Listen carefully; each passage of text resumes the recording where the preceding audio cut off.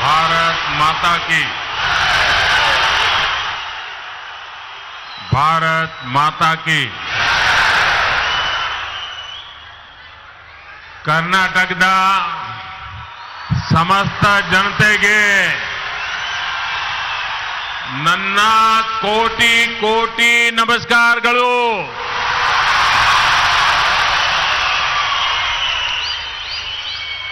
मंच पर विराजमान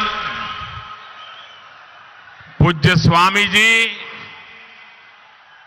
कर्नाटका के गवर्नर श्री थावरचंद गहलोत जी, यहां के लोकप्रिय मुख्यमंत्री श्री बसवराज बोम्मई जी, पूर्व मुख्यमंत्री श्रीमान येदियुरप्पा जी, केंद्रीय मंत्रिमंडल के मेरे सहयोगीगण, राज्य सरकार के मंत्री, सांसदगण, विधायकगण, अन्य सभी महानुभाव और विशाल संख्या में पधारे हुए मेरे प्यारे भाइयों और बहनों,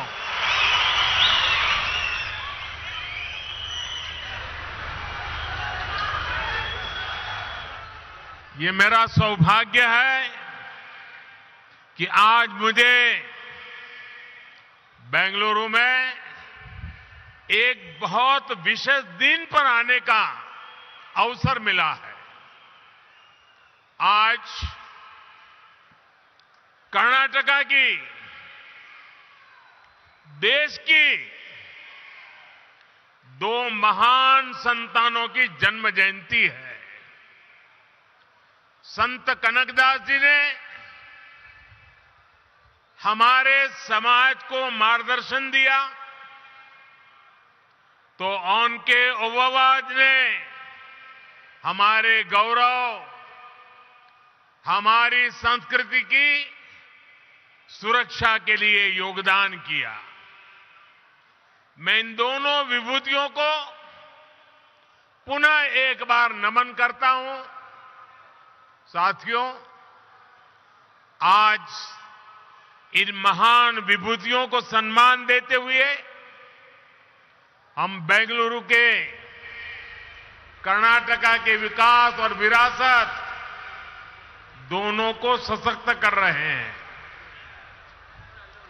आज कर्नाटका को पहली made in India Vande Bharat train मिली।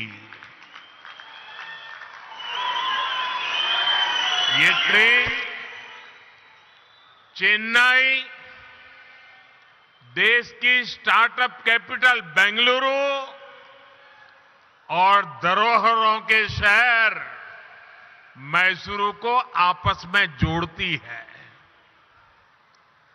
कर्नाटका के लोगों को अयोध्या, प्रयागराज और काशी के दर्शन कराने वाली भारत गौरव काशी दर्शन ट्रेन, इसकी भी आज शुरुआत हुई है।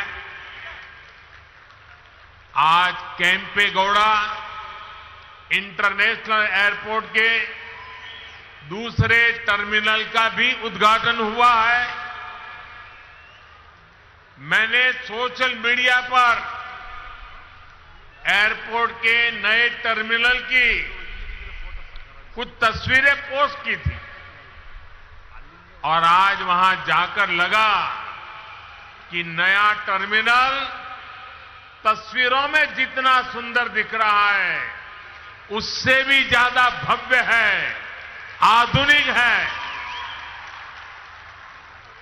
ये बेंगलुरु के लोगों की बहुत पुरानी मांग थी, जो अब हमारी सरकार पूरा कर रही है। साथियों, मुझे नाड़ प्रभु केम्पेगौड़ा जी की 108 फीट की प्रतिमा के अनावरण और उनके जलाभिषेक का भी अवसर मिला। नाड़ प्रभु केम्पेगौड़ा की ये विशाल प्रतिमा हमें भविष्य के बेंगलुरु, भविष्य के भारत के लिए निरंतर समर्पित भाव से मेहनत करने की प्रेरणा देगी। भाइयों और बहनों, ये मेरा सौभाग्य है कि आज पूज्य स्वामी जी ने जिस प्रकार से आशीर्वाद दिए, जिस प्रकार से भावना प्रकट की, मैं हृदय से उनका आभार व्यक्त करता हूं। साथियों, आज पूरी दुनिया में भारत की पहचान स्टार्टअप के लिए है और भारत की इस पहचान को सशक्त करने में बहुत बड़ी भूमिका हमारे बेंगलुरु की है। स्टार्टअप सिर्फ एक कंपनी भर नहीं होता, स्टार्टअप एक जज्बा होता है, कुछ नया करने का जज्बा, कुछ हटकर के सोचने का जज्बा। स्टार्टअप एक विश्वास होता है हर उस चुनौती के समाधान का जो देश के सामने है। इसलिए बेंगलुरु एक स्टार्टअप स्पिरिट का प्रतिनिधित्व करता है। यही स्टार्टअप स्पिरिट आज दुनिया में भारत को एक अलग लीग में खड़ा करती है। भाइयों और बहनों, आज यहां जो कार्यक्रम हो रहा है, ये भी बेंगलुरु की इसी युवा स्पिरिट का प्रतिबिंब है।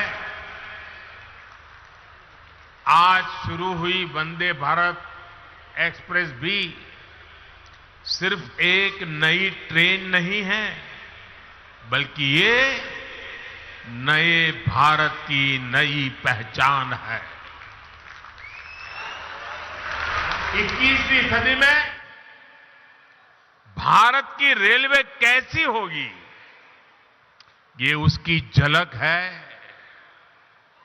वंदे भारत एक्सप्रेस इस बात का प्रतीक है कि भारत अब रुक रुक चलने वाले दिनों को पीछे छोड़ चुका है।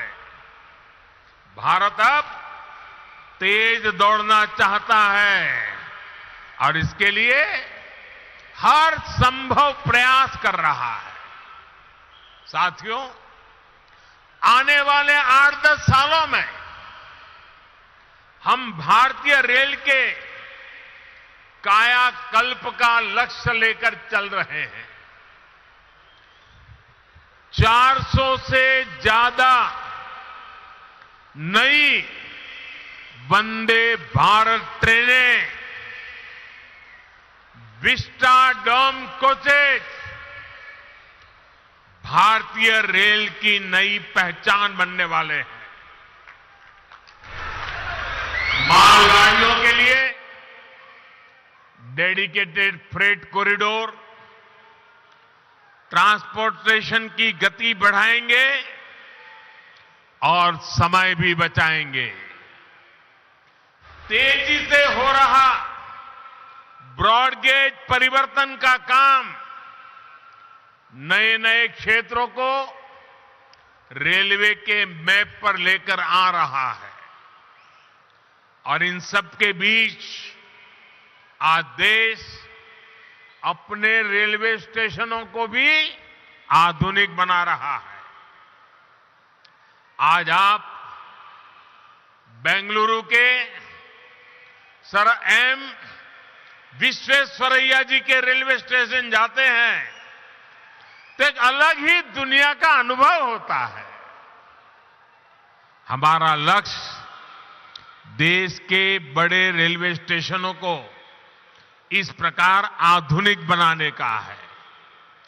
इसी सोच के साथ यहां कर्नाटका में भी बेंगलुरु कैंटोनमेंट यशवंतपुर रेलवे स्टेशनों का भी कायाकल्प किया जा रहा है। साथियों, विकसित भारत के निर्माण में हमारे शहरों के बीच कनेक्टिविटी की भी बड़ी भूमिका होगी। देश में एयर कनेक्टिविटी का ज्यादा से ज्यादा विस्तार हो, हमारे एयरपोर्ट्स का विस्तार हो, ये आज समय की मांग है। बेंगलुरु एयरपोर्ट का नया टर्मिनल इसका उपयोग करने वाले पैसेंजर्स के लिए नई सुविधा लेकर आएगा। आज भारत दुनिया में एयर ट्रैवल के सबसे तेजी से बढ़ने वाले मार्केट में से एक है। जिस तरह देश आगे बढ़ रहा है, उसी तरह एयरपोर्ट्स पर पैसेंजर्स की संख्या भी बढ़ रही है। इसलिए हमारी सरकार देश में नए एयरपोर्ट्स का भी निर्माण करा रही है। 2014 से पहले देश में 70 के आसपास एयरपोर्ट थे, 70। अब इनकी संख्या 140 से ज्यादा हो गई है, डबल। बढ़ते हुए ये एयरपोर्ट्स हमारे शहरों का बिजनेस पोटेंशियल बढ़ा रहे हैं, नौजवानों के लिए नए अवसर भी बना रहे हैं। साथियों, आज पूरी दुनिया में भारत में निवेश के लिए जो अभूतपूर्व विश्वास बना है, उसका बहुत बड़ा लाभ कर्नाटका को भी मिल रहा है। आप कल्पना कीजिए, बीते 3 वर्ष जब पूरी दुनिया कोविड से प्रभावित रही, तब कर्नाटका में लगभग 4 लाख करोड़ रुपए का निवेश हुआ। पिछले वर्ष एफडीआई को आकर्षित करने में कर्नाटका देश में अग्रणी रहा है। और ये जो निवेश हो रहा है, ये सिर्फ आईटी सेक्टर तक सीमित नहीं है, बल्कि बायोटेक्नोलॉजी से लेकर डिफेंस मैन्युफैक्चरिंग तक हर सेक्टर का यहां विस्तार हो रहा है। देश में एयरक्राफ्ट और स्पेसक्राफ्ट इंडस्ट्री में 25% हिस्सेदारी ये हमारे कर्नाटका की है। देश की सेना के लिए जो एयरक्राफ्ट और हेलीकॉप्टर हम बना रहे हैं, उसमें से लगभग 70% यही बनते हैं। देश में इलेक्ट्रिक व्हीकल मैन्युफैक्चरिंग में भी कर्नाटका बहुत आगे है। आज फॉर्च्यून 500 कंपनियों में से 400 से अधिक कंपनियां कर्नाटका में काम कर रही है, और ये लिस्ट लगातार बढ़ रही है। ये सब कुछ इसलिए हो रहा है क्योंकि आज कर्नाटका डबल इंजन की ताकत से चल रहा है। भाइयों और बहनों, आज बात चाहे गवर्नेंस की हो या फिर फिजिकल और डिजिटल इंफ्रास्ट्रक्चर के निर्माण की, भारत एक अलग ही लेवल पर काम कर रहा है। आज पूरी दुनिया हैरान होती है जब भारत के डिजिटल पेमेंट भीम यूपीआई के बारे में सुनती है, क्या 8 वर्ष पहले ये कल्पना करना भी संभव था? Made in India, 5G technology, क्या ये सोचा भी जा सकता था? इन सब में बेंगलुरु के युवाओं की, यहां के प्रोफेशनल्स की बहुत बड़ी भूमिका है। 2014 से पहले के भारत में ये चीजें कल्पना से परे थी। इसका कारण ये है कि तब जो सरकारें थी उनकी सोच ही पुरानी थी। पहले की सरकारें स्पीड को लग्जरी तो स्केल को रिस्क मानती थी। हमने ये धारणा बदल दी है। हम स्पीड को भारत की आकांक्षा मानते हैं और स्केल को भारत की ताकत मानते हैं। इसलिए आज भारत पीएम गति शक्ति नेशनल मास्टर प्लान के तहत देश में इंफ्रास्ट्रक्चर का विकास कर रहा है। हम सभी साक्षी हैं कि कैसे अतीत में इंफ्रास्ट्रक्चर के निर्माण में सबसे बड़ी समस्या तालमेल की रहती थी। जितने ज्यादा विभाग, जितनी ज्यादा एजेंसियां, उतनी ही देरी निर्माण में होती थी। इसलिए हमने तय किया कि सबको एक प्लेटफॉर्म पर लाया जाए।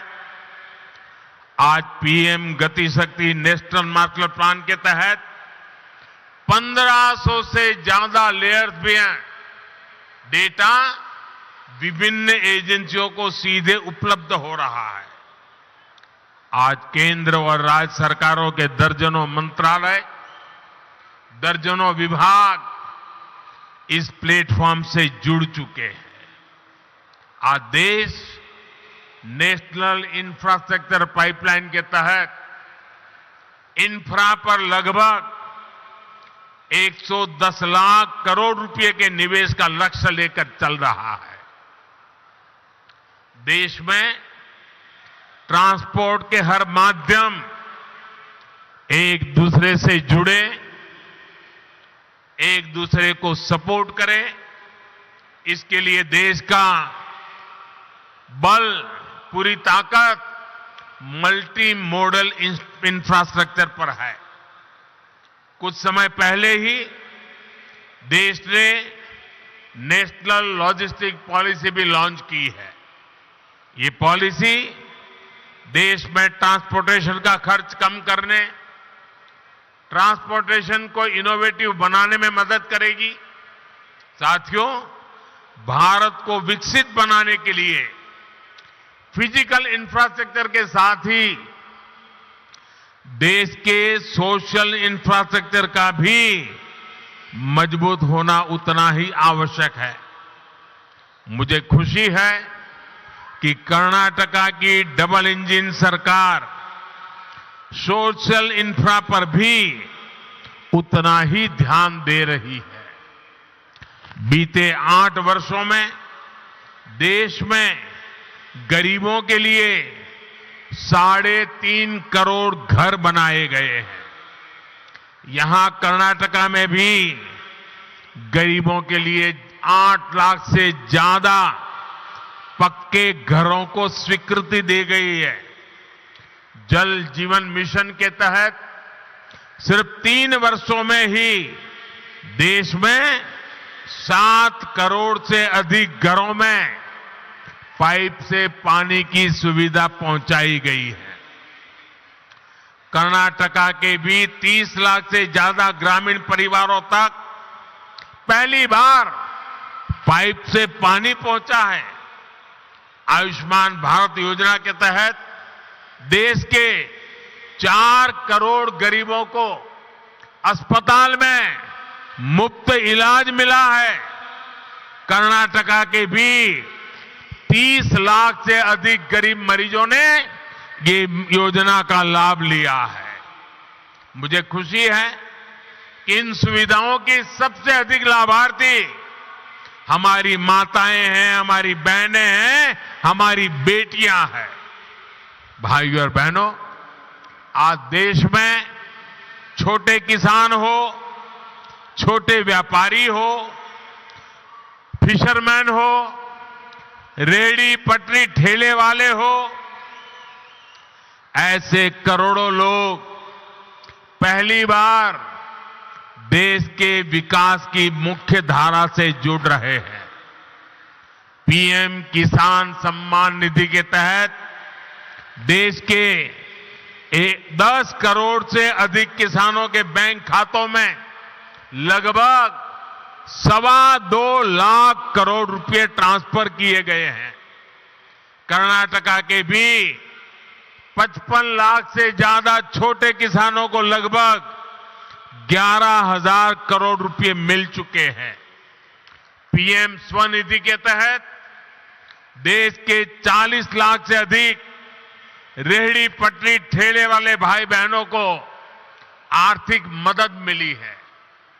इसका लाभ कर्नाटका के भी 2 लाख से ज्यादा स्ट्रीट वेंडर्स को हुआ है। साथियों, इस बार 15 अगस्त को लाल किले से मैंने अपने देश की विरासत पर गर्व की बात कही थी। हमारी ये विरासत सांस्कृतिक भी है, आध्यात्मिक भी है। आज भारत गौरव रेल देश के आस्था और आध्यात्म के स्थलों को जोड़ने के साथ ही एक भारत श्रेष्ठ भारत की भावना को भी मजबूत कर रही है। इस वर्ष अब तक देश के अलग अलग हिस्सों के लिए इस ट्रेन की 9 यात्राएं पूरी हो चुकी हैं। शिरडी मंदिर हो, श्री रामायण यात्रा हो, दिव्य काशी यात्रा हो, ऐसी सभी ट्रेनों का यात्रियों को बहुत सुखद अनुभव रहा। आज कर्नाटका से काशी, अयोध्या और प्रयागराज के लिए यात्रा शुरू हुई है। इससे कर्नाटका के लोगों को काशी, अयोध्या के दर्शन करने में मदद मिलेगी। भाइयों और बहनों, भगवत भक्ति और सामाजिक शक्ति से कैसे समाज को जोड़ा जा सकता है, इसकी प्रेरणा हमें संत कनकदास जी से भी मिलती है। एक तरफ उन्होंने कृष्ण भक्ति का रास्ता चुना और दूसरी तरफ कुल कुल कुल वेंदु होड़े दाड़दिरी कहकर उन्होंने जाति के आधार पर भेदभाव को खत्म करने का संदेश दिया।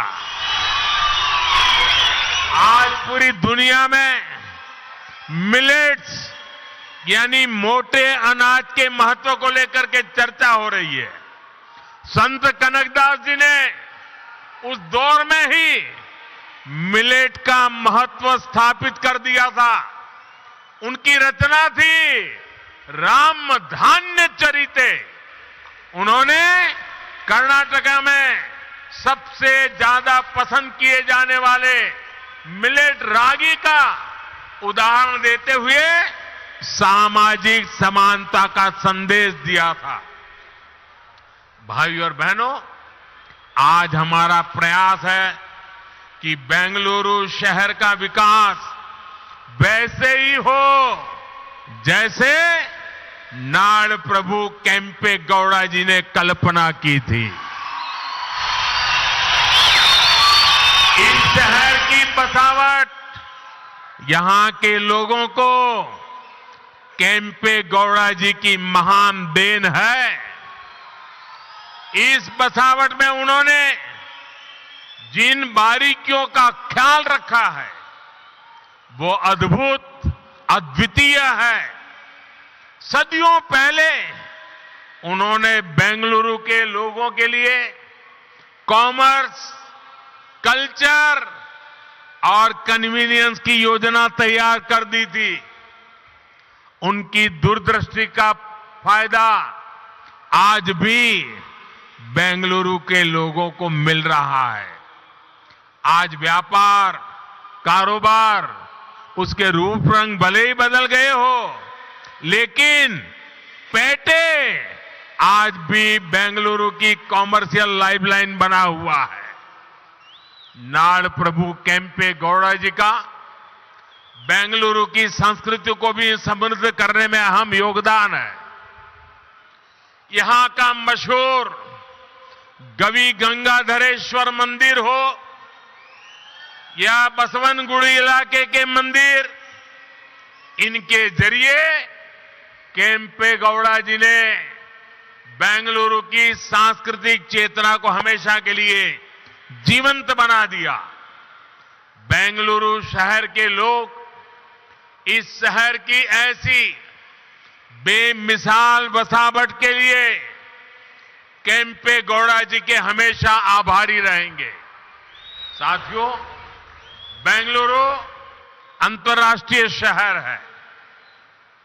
इसे हमें अपनी विरासत को संवारते हुए आधुनिक इंफ्रास्ट्रक्चर से समृद्ध करना है। ये सबका प्रयास से ही संभव है। एक बार फिर आप सभी को नए प्रोजेक्ट के लिए मैं बहुत बहुत बधाई देता हूं। पूज्य संतगण ने आकर के आशीर्वाद दिए, मैं उनका आभार व्यक्त करता हूं। और इतनी बड़ी तादाद में उमंग और उत्साह से भरे हुए कर्नाटका के नौजवान, कर्नाटक की माताएं बहनें, यहां का किसान हमें आशीर्वाद दे रहा है। मैं हृदय से आपका बहुत बहुत आभार व्यक्त करता हूं। धन्यवाद। बहुत बहुत धन्यवाद माननीय प्रधानमंत्री जी। बंधुगळे, ಕರ್ನಾಟಕದ ಡಬಲ್ ಇಂಜಿನ್ ಸರ್ಕಾರದ ಕಾರ್ಯವೈಖರಿಯನ್ನ ಮುಕ್ತ ಕಂಠದಿಂದ ಶ್ಲಾಘಿಸಿದ್ದಾರೆ ಸನ್ಮಾನ್ಯ ಪ್ರಧಾನಮಂತ್ರಿಗಳಾದ ಶ್ರೀ ನರೇಂದ್ರ ಮೋದಿ ಅವರು. He has complimented profusely